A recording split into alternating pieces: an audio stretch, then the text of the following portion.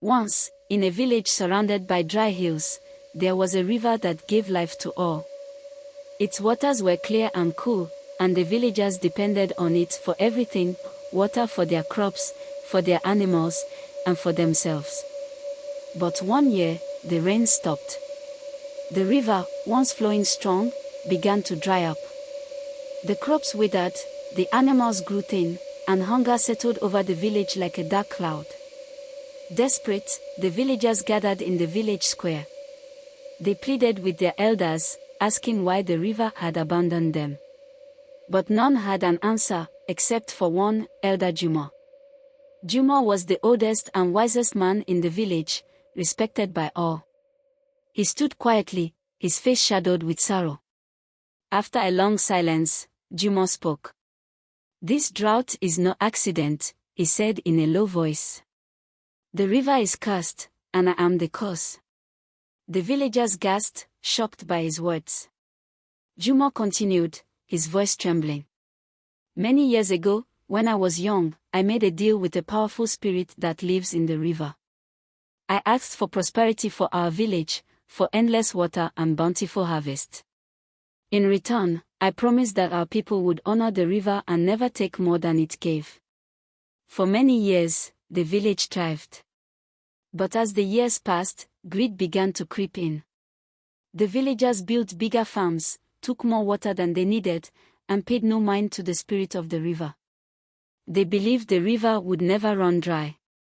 I broke my promise," Juma admitted, tears in his eyes.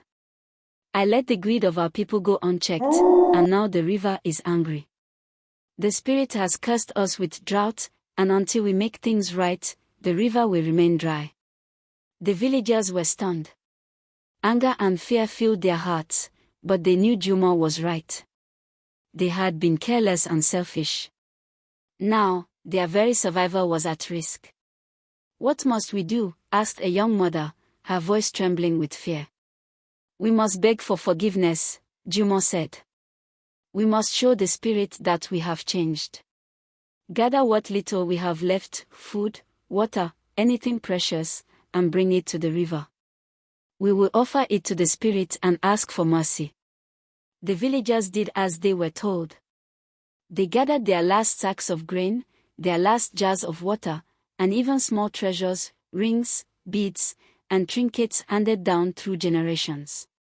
They walked to the dry riverbed and knelt by the cracked earth where the river once flowed. Juma led the ceremony, speaking to the spirit in words the villagers did not understand.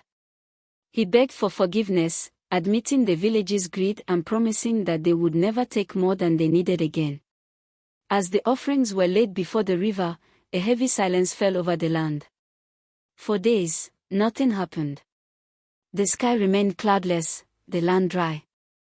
Despair gripped the village, and many feared they had been abandoned. But on the fifth day, something changed. Dark clouds began to gather on the horizon.